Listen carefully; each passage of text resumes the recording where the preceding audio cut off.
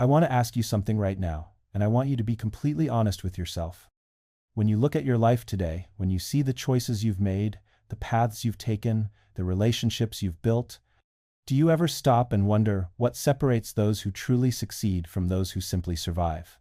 What is it that makes one person rise above their circumstances, while another remains trapped in the same patterns year after year? Is it luck? Is it destiny?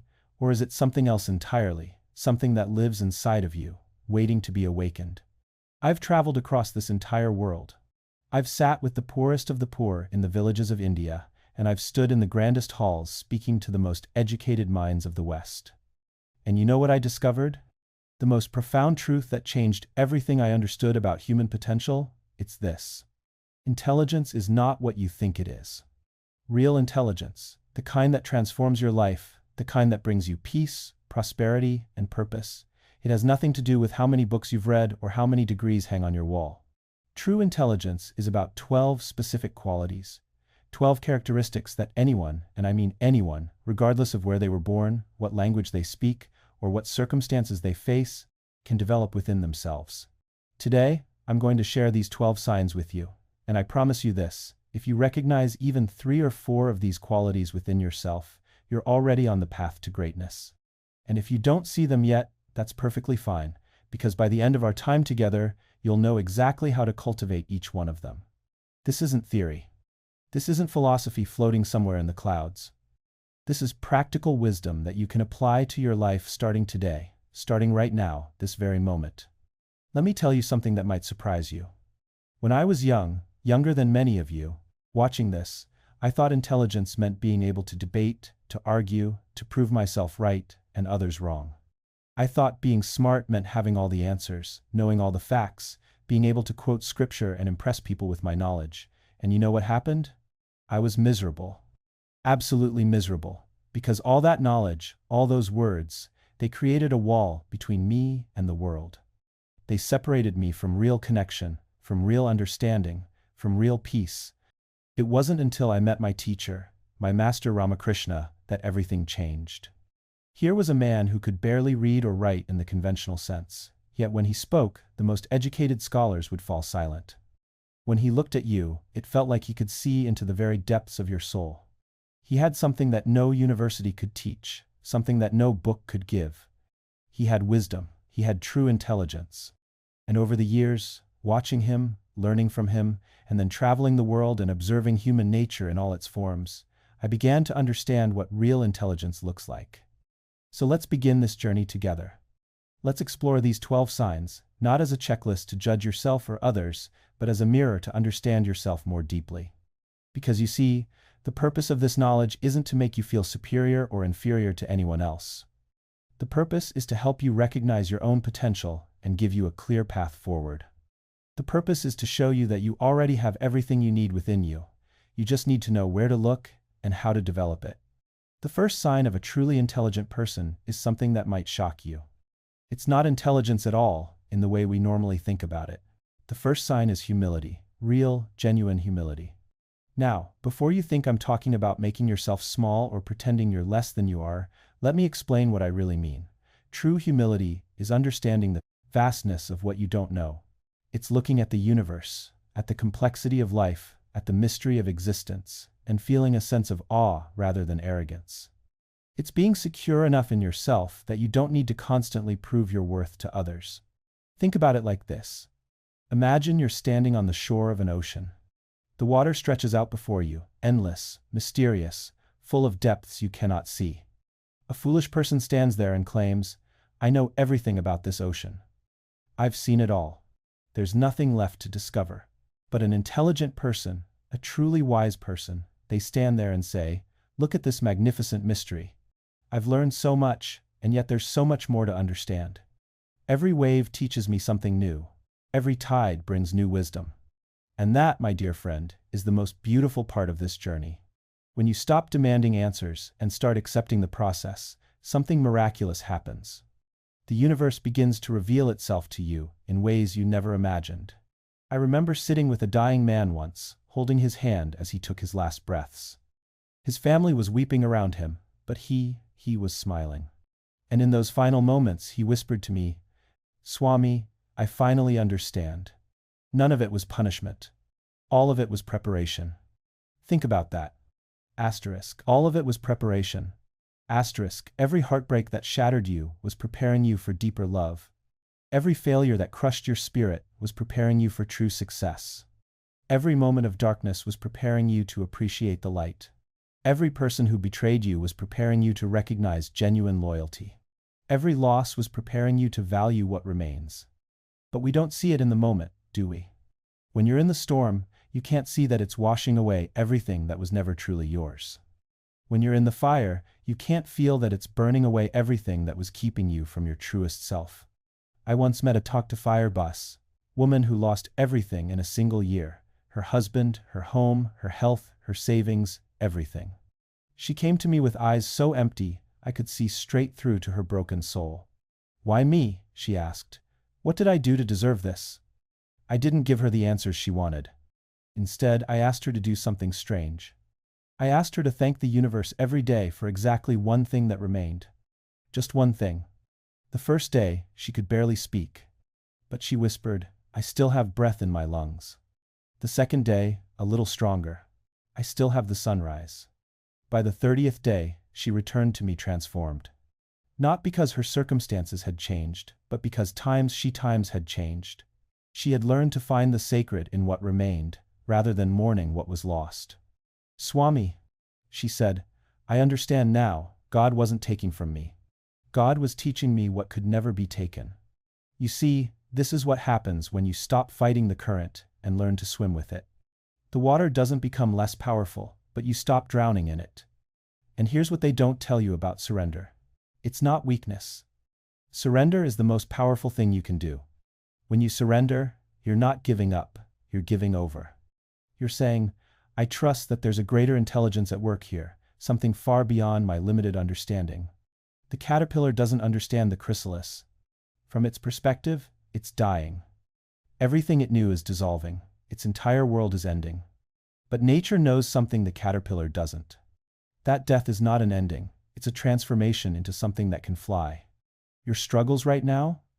They might be your chrysalis. The dissolution you're feeling might be the exact process needed to give you wings. But you have to stop thrashing. You have to trust the process. You have to believe that the universe hasn't brought you this far just to drop you now. I spent years in meditation, wrestling with these questions. And you know what I discovered?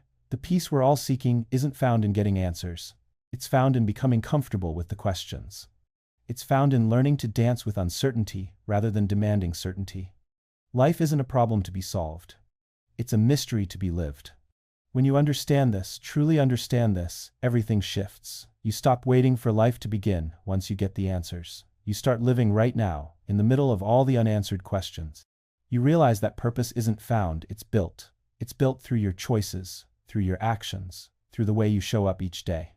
I've watched people spend years searching for their calling, as if it's a hidden treasure buried somewhere, waiting to be discovered. They read books, take courses, travel the world, hoping that one day they'll stumble upon it. And meanwhile, life passes by. But here's what I've learned. Your purpose is already here. It's in the relationships you're neglecting while you search. It's in the work you're doing right now that you dismiss as just a job. It's in the small moments of connection, the quiet acts of kindness, the daily choices to show up with integrity. Your purpose isn't somewhere else. It's right where you are. Think about it. The people who've made the greatest impact on your life, who were they? Were they the ones who had it all figured out? Or were they the ones who simply showed up, consistently, with love and presence? The teacher who believed in you. The friend who listened when you needed to talk. The stranger who offered help when you were lost. None of them needed a grand cosmic purpose to make a difference. They just needed to be present, to care, to act. And that's available to you right now. Today. In this moment. You don't need permission to start living meaningfully. You don't need a perfect plan. You don't need to wait until you're ready or until everything makes sense. You can start by simply being more present with the person in front of you. By doing your current work with more care and attention. By treating each interaction as if it matters because it does. This is how purpose is built, not through grand revelations, but through small, consistent choices. I know this might sound disappointing at first. We've been conditioned to expect something more dramatic, a burning bush, a lightning bolt, a moment of clarity that changes everything instantly. But the truth is more beautiful than that. The truth is that meaning is available to you in every single moment. You don't have to wait for it, you don't have to earn it, you just have to choose it.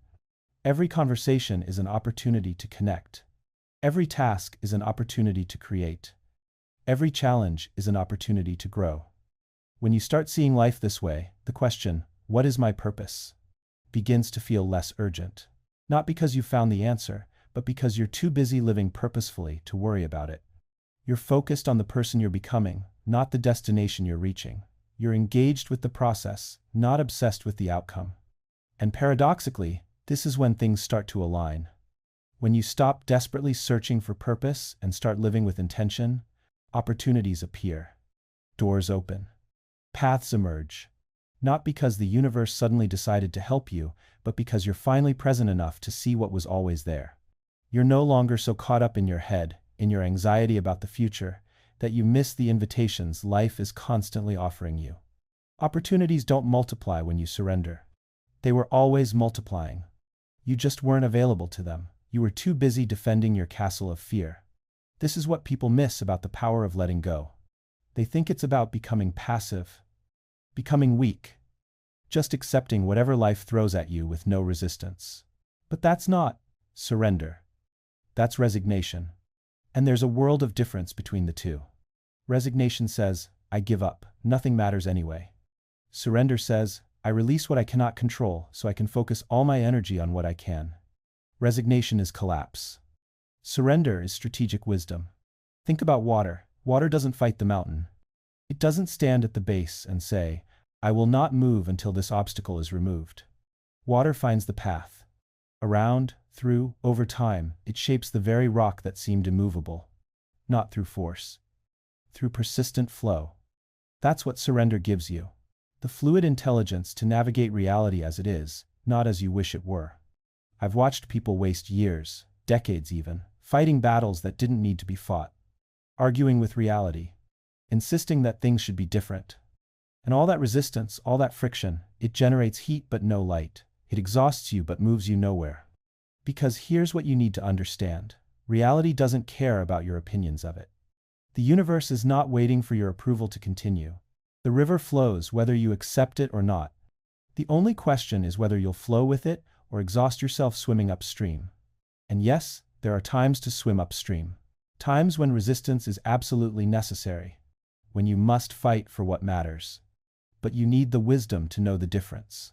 To distinguish between the battles that will transform you and the battles that will simply drain you. Surrender gives you that discernment. When you're no longer wasting energy on the unchangeable, you suddenly have resources for what actually matters. You can finally see clearly, act decisively. Move with purpose rather than panic. I think about the people who finally let go of a relationship that ended years ago. They've been carrying this person, this story, this resentment through every new experience. Every new person they meet is filtered through this old wound. Every potential connection is contaminated by this unresolved past. And then one day, they surrender. Not because they've forgotten, not because the pain wasn't real, but because they finally recognize that holding on is costing them their present, their future, their peace. And what happens? Almost immediately, space opens up, internal space. Emotional bandwidth they didn't know they had. They start noticing things again, enjoying things. They become available to new connections because they're no longer obsessively maintaining this shrine to past hurt. The same pattern plays out with careers. With identities, with old versions of ourselves we refuse to outgrow. You know who you were 5 years ago? That person doesn't exist anymore. Not really. Every cell in your body has been replaced. Your knowledge has expanded, your experiences have shaped you. But if you're still clinging to that old identity, defending who you were against who you're becoming, you create this internal civil war. Surrender lets you evolve. It says, "I was that, now I'm becoming this. And someday I'll be something else entirely." There's no shame in that. That's not weakness. That's the fundamental nature of existence. Everything flows, everything changes. Suffering comes from demanding permanence in a universe built on transformation. So when I talk about surrender, I'm talking about aligning yourself with the deepest truth of reality, not fighting against the nature of existence itself, not demanding that the universe rewrite its operating system to accommodate your preferences. This doesn't mean you stop wanting things, stop striving, stop building. It means you do all of that with open hands, instead of clenched fists. You make your plans, you work toward your goals, but you remain flexible enough to recognize when life is offering you something different, something potentially better than what you originally imagined. This doesn't mean you become passive, far from it. It means you become intelligently active, purposefully persistent, without being stubbornly blind. I've seen young men destroy their health, pursuing a career their family chose for them, only to discover years later that their true calling was elsewhere. I've watched brilliant minds waste decades, fighting against their natural inclinations instead of working with them. The river doesn't fight the mountain, it flows around it. Yet over time, the river carves through solid rock. Think about this carefully.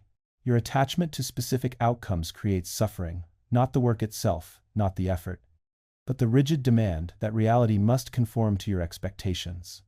You say, I must succeed by age 30, or I'm a failure. Life laughs at these arbitrary deadlines. Some trees bear fruit in 3 years, others take decades, but when they do, the fruit is sweeter, more substantial, more nourishing. Does this mean you shouldn't have goals? Of course not. Goals give direction. They focus your energy. They prevent you from drifting aimlessly through life, but hold them lightly, pursue them earnestly. Yet remain open to the possibility that the journey might teach you something that changes the destination. I planned to be a lawyer. Life had different plans. Was I disappointed initially? Yes. Did I resist? Absolutely. But that resistance eventually gave way to acceptance, and that acceptance opened doors I never knew existed. You see, the universe often operates on a timeline and a scale that our limited perspective cannot comprehend. You're working on your 5-year plan. Life is orchestrating something far more intricate, involving thousands of variables you're not even aware of. That relationship that didn't work out? Perhaps it cleared the path for a connection that will transform your entire existence. That job rejection? Maybe it saved you from a career that would have left you hollow and unfulfilled. I'm not suggesting everything happens for a reason in some mystical, predetermined sense. I'm saying everything that happens can be used for growth if you're wise enough to extract the lesson. This is where most people stumble. They experience a setback and immediately label it as purely negative. They close their minds. They become bitter. They stop looking for the opportunity hidden within the obstacle. But you can choose differently. You can ask, what is this situation trying to teach me? What door is closing so that another might open? What am I being redirected toward? This takes tremendous courage, because it requires you to admit that perhaps your original plan wasn't perfect. Perhaps your understanding was incomplete. Perhaps there's a larger pattern unfolding that you're only now beginning to perceive. Your ego hates this. Your ego wants to be right. It wants to prove that its map of reality is accurate and complete. It resists any evidence to the contrary. But your deeper self, your wiser self, knows better. It understands that growth requires flexibility. That wisdom emerges from the willingness to be wrong. That strength comes from adaptation, not rigidity. Consider the bamboo. For years, it grows underground, developing an extensive root system. To the casual observer, nothing is happening. It appears dormant, unsuccessful, perhaps even dead. Then, in a matter of weeks, it shoots up dozens of feet. Was it doing nothing during those underground years? No, it was preparing. Building foundation, creating the support structure necessary for explosive growth. Your life follows similar patterns. Periods of visible progress alternate with periods of invisible preparation. Both are essential. Both are productive. But only if you don't give up during the quiet seasons. I have seen countless souls abandon their path simply because they did not see immediate fruit. They worked for a month, 2 months, perhaps 6, and when the world did not applaud, when the numbers did not multiply, when the transformation was not visible, they concluded, this is not for me. But tell me, does the farmer abandon his field after 3 months? Does the mother abandon her child because he does not speak on the first day? Does the river stop flowing because it has not yet reached the ocean? No, they persist. Not because they are blind, not because they are fools, but because they understand something deeper than results. They understand commitment. They understand that all worthy things take time. They understand that growth is often invisible until suddenly it is undeniable. I want you to write this down. Wherever you are, write it in your journal, on your wall, in your heart. Asterisk, asterisk, I am not here for quick victories. I am here for transformation. Asterisk, asterisk, because the moment you accept this, the moment you truly internalize it, you free yourself from the tyranny of the timeline. You free yourself from comparison. You free yourself from despair. You are no longer racing against others. You are no longer measuring yourself by external standards. You are simply walking your path, one step at a time, with patience, with persistence, with faith. And faith, my friends, is not about believing in magic. Faith is about trusting the process, even when you cannot see the destination. Faith is about continuing to water the seed, even when the soil looks barren. Faith is about showing up tomorrow, and the day after, and the day after that, not because you have proof it will work, but because you have decided that this is who you are. Let me share something with you that might surprise you. In all my years of teaching, in all my interactions with people from every walk of life, do you know what separates those who succeed from those who fail? It is not talent, it is not intelligence, it is not even opportunity. It is simply this: the willingness to endure the middle. The beginning is exciting. Everyone starts with enthusiasm. The end is glorious. Everyone wants to celebrate success. But the middle, the long, unremarkable, repetitive middle, that is where most people quit. The middle is where the excitement fades and the discipline must carry you. The middle is where doubt whispers and comfort calls you back. The middle is where nothing seems to change, where progress feels impossible, where every day looks the same. But here is the secret they never tell you. Asterisk, asterisk, the middle is where everything is actually happening. Asterisk, asterisk. Beneath the surface, roots are deepening. Patterns are forming. Your character is being forged. Your capacity is expanding. Your future self is being built, brick by invisible brick. You just cannot see it yet. Think of the oyster. For months, years even, it endures the irritation of a grain of sand within its shell. Day after day, it secretes layer upon layer of nacre around this foreign object. There is no applause. There is no audience. There is only the quiet, patient work of transformation. And then one day, someone opens that shell and discovers a pearl. The world sees only the result. But the oyster lived through the entire process. You are that oyster. Your struggles, your daily efforts, your unseen sacrifices, they are not wasted. They are forming something precious within you. Something the world will one day recognize. But more importantly, something you will carry within yourself forever. So when you feel like quitting, when the results seem distant, when the path seems too long, remember this: you are not behind schedule. You are exactly where you need to be. Every experience, every challenge, every moment of doubt is shaping you into the person capable of holding the success you seek. The bamboo tree teaches us something profound. When planted, it shows nothing for 5 years. Nothing. The farmer waters it daily, tends to the soil, removes the weeds, all without seeing a single shoot. 5 years of invisible work. Then, in the 6th year, that same bamboo grows 90 feet in just 6 weeks. Was the bamboo growing during Dashan in those 5 years? Absolutely. It was developing an intricate root system deep beneath the surface, a foundation strong enough to support its spectacular rise. Without those 5 years of invisible growth, those 90 feet would be impossible. You are the bamboo. The work you are doing right now, the efforts that seem to produce no visible results, the daily disciplines that nobody sees, these are not wasted. They are building roots. They are creating a foundation. And when your moment comes, your growth will be so rapid, so dramatic, that people will call it an overnight success. But you will know the truth. You will know about the 5 years. You will know about the invisible work. I have watched countless souls abandon their dreams 3 feet from gold. They dig through the mountain, seeking the vein of precious ore, investing years of labor. Then, exhausted and disheartened by the lack of results, they stop. They sell their equipment, they walk away, they convince themselves it was never meant to be. And often, tragically, the new owner strikes gold within days. 3 feet. That's all that separated the dreamer from their dream. How many people give up on their relationships just before the breakthrough? How many entrepreneurs close their businesses just months before profitability? How many artists abandon their craft just weeks before their work would have touched the world? The question is not whether you will face the temptation to quit. You will. The question is, Will you recognize that temptation for what it is, a test, the final guardian before the treasure? Consider this. Resistance increases as you approach the goal. The closer you get to your breakthrough, the harder things may seem. This is not punishment. This is preparation. Life is not trying to break you. It's trying to build you into someone capable of handling what's coming. The athlete doesn't face their hardest trial at the beginning of training. They face it near the end, when their body is pushed to its absolute limits, when every fiber screams for rest. That final push, that final test, that's where champions are made. Not on the easy days, but on the days when quitting would feel like relief. You are in training for greatness. Every obstacle is a weight that builds your strength. Every delay is a lesson in patience that will serve you when success demands your wisdom. Every closed door is redirecting you toward the right door, the one that will open at exactly the right moment. I want you to understand something crucial.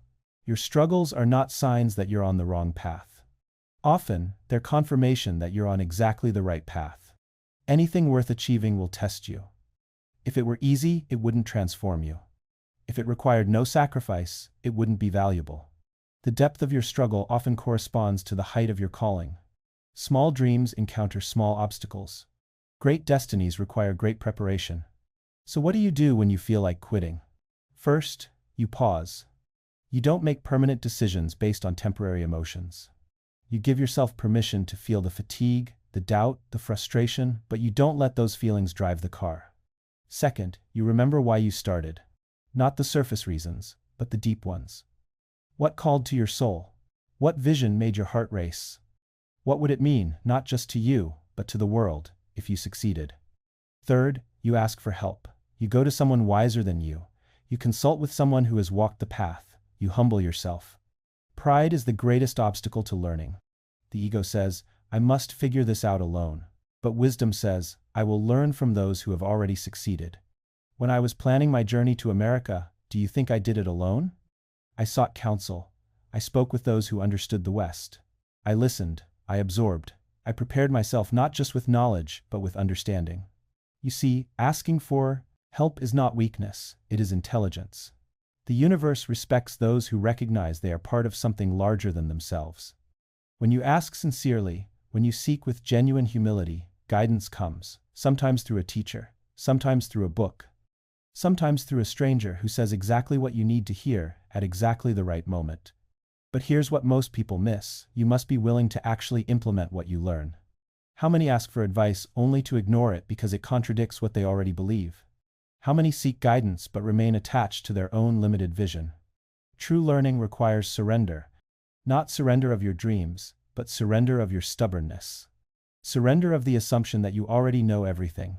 The moment you think you've learned all there is to learn, you stop growing. And the moment you stop growing, you begin dying. Fourth, and this is critical, you refine your approach based on feedback. This is where most goals die, not in the beginning, but in the middle. In that messy, uncomfortable space where your initial enthusiasm has faded and reality has set in. You try something. It doesn't work as expected. What do? Do you quit? Do you conclude you're not meant for success? Or do you analyze, adjust, and try again? Edison didn't fail 1,000 times. He learned 1,000 ways not to make a light bulb. Each attempt gave him information. Each setback was actually feedback, disguised as failure. But you must be honest with yourself. You must look clearly at what's working and what isn't. This requires detachment, the ability to observe your own actions without ego, without defensiveness. When something fails, don't defend it. Study it, learn from it, evolve. I've seen people persist with the same ineffective approach for years because they're too proud to admit it isn't working. That's not dedication. That's delusion. True dedication means you're committed to the result, not to a particular method. You're flexible in your tactics while remaining firm in your vision. And finally, you persist. You persist with patience. You persist with faith. You persist even when results are not immediate, even when others doubt, even when you yourself feel moments of uncertainty. Persistence is not blind stubbornness. It's conscious commitment. You know why you started. You remember the vision that called you. And you keep walking toward it, one step at a time, trusting that each step brings you closer. The bamboo tree teaches us this. For 5 years after planting, you see nothing. No growth above ground. Nothing. But beneath the surface, roots are spreading deep and wide. Then, in the 6th year, it shoots up 90 feet in 6 weeks. Was the growth sudden? No. It was happening all along, invisible, underground, building the foundation that would support that magnificent rise. Your goals are the same. Some growth is visible immediately. But the most important growth, the development of character, the deepening of capacity, the strengthening of spirit, happens silently. Don't judge your progress only by external results. Trust the process. Trust that every effort is building something, even when you cannot yet see it. Now, let me tell you something that might surprise you. Even with all this clear vision, detailed planning, massive action, or persistence, you might still not achieve your goal exactly as you imagined it. Does this mean you failed? No. Because goals are not just about the destination, they're about who you become in the pursuit. They're about the transformation that happens when you dare to reach beyond your comfortable grasp. I've watched people achieve extraordinary things, not because they had some magic formula, but because they understood this fundamental truth. A goal without action is merely a wish whispered into the wind, disappearing the moment it leaves your lips. The 5th principle, and perhaps the most crucial times, execute with unwavering discipline asterisk. You know what separates the dreamers from the achievers? It's not talent, it's not luck, it's not even opportunity. It's the mundane, unglamorous act of showing up, day after day. Especially on the days when inspiration has abandoned you, especially when the world is telling you to stop. Discipline is freedom disguised as constraint. When you commit to your daily practice, when you honor your word to yourself, you create momentum. And momentum, my friends, is the closest thing we have to magic in this physical world.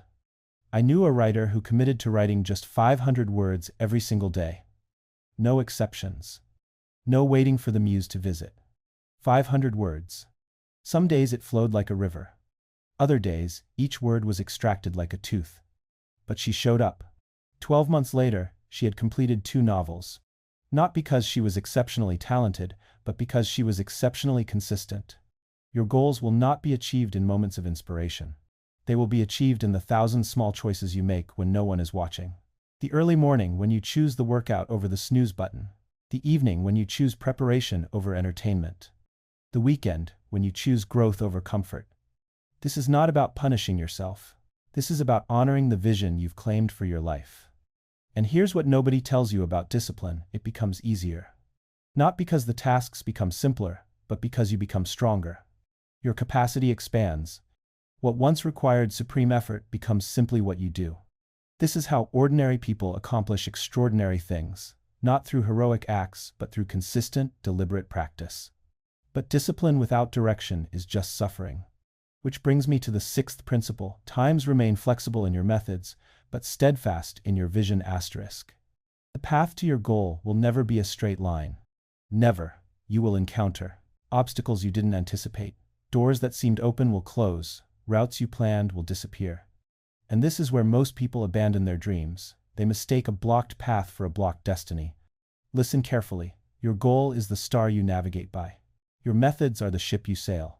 When storms come, and they will come, you don't abandon the star. You adjust the sails. I've seen entrepreneurs pivot their entire business model 3 times before finding success. I've seen artists completely change their medium while staying true to their message. I've seen athletes overcome career-ending injuries by reimagining what excellence means in their sport. The universe is not obligated to deliver your goals exactly as you envision them. But if you remain committed to your core purpose, if you stay flexible in your approach, the universe will conspire to meet you halfway. Ask yourself regularly, am I attached to my goal, or am I attached to this particular method of achieving it? Because sometimes, the very thing you need to let go of is not the destination, but your rigid ideas about how you must arrive there. This is wisdom. This is maturity. This is how you turn setbacks into setups for something even better than you imagined. And finally, the 7th principle: times celebrate progress, not just arrival asterisk. We live in a culture obsessed with finish lines. We're taught to defer our joy until we've made it, until we've reached some arbitrary summit. And so, we climb and climb, never pausing to appreciate how far we've come, never acknowledging the person we're becoming. This is a tragedy. Because the truth is, there is no finish line. There's only the next mountain. And if you don't learn to find joy in the journey, if you don't celebrate the small victories along the way, you'll spend your entire life in a state of perpetual dissatisfaction, always chasing, never arriving.